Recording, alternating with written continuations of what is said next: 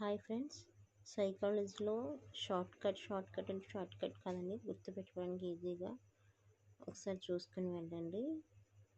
Puzzle box Thorndike the work of digestive glands Pavlov మానసిక ఆత్మభావన విశ్వాసం మిశ్రమగంధి క్లోమము. రెండవ అధ్యాయము అభ్యాసం మరియు జ్ఞానం. ఆదుకునే హక్కు, అభివృద్ధి చెందే హక్కు. అనిర్దేశక మంత్రం కార్ల్ రోజర్స్. శిశు కేంద్ర పద్ధతి, అన్వేషణ పద్ధతి.